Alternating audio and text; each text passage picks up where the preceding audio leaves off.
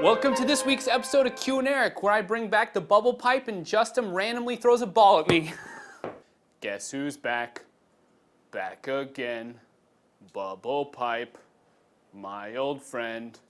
Guess who's back? Guess who's back? Guess who's back? Guess who's back? All right, now let's get to the questions. Roel from Holland wants to know how to make a cartoon bomb, like the old-timey ones where it's a big round bomb with the fuse coming out. My suggestion for that would be get like a playground ball at a grocery store for a couple dollars, and then maybe like the cap from a PVC joint, and then you can just run a rope through it. Paint it all black, and you've got an old-timey bomb. Ronald Gesiold wanted to know how we recorded the sound effects for the Ninja Samurai fight. Well, actually, we didn't even record those sound effects. I got them all from Soundtrack Pro. I did modify a lot of them. I would speed them up or slow them down, and some of them I even reversed. Speaking of creepy backwards messages, here's one.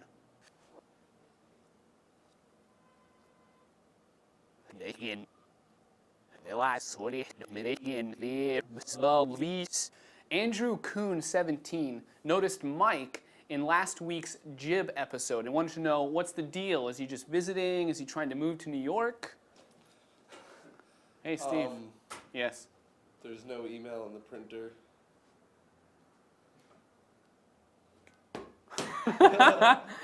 Well, unfortunately, Mike was just visiting for a couple weeks. But while he was here, we got him in 2 episodes of BFX. So watch those, because they're going to be awesome.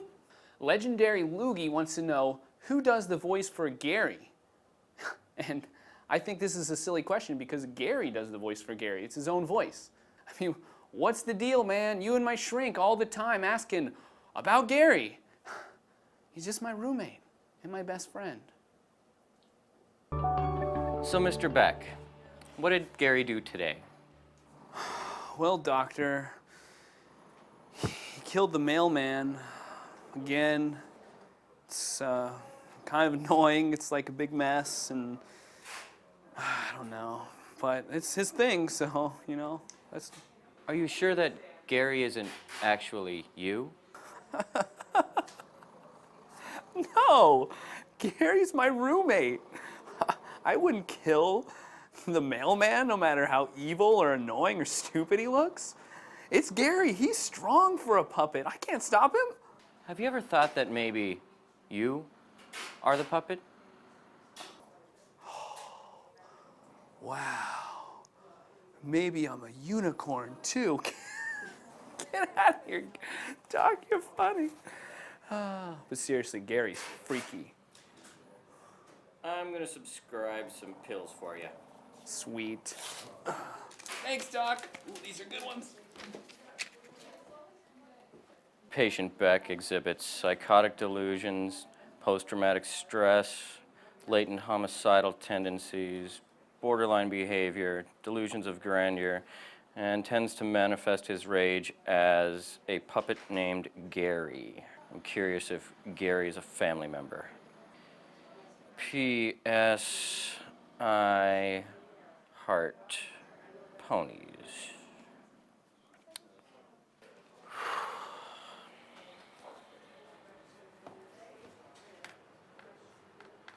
Just leave me and Gary alone!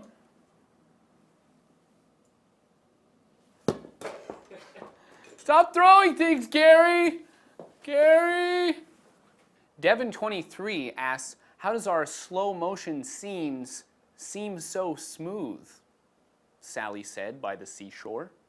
Well, a lot of times when we shoot test films, we use this sweet camera. It's a Sony V1U, and it has a built-in slow motion feature.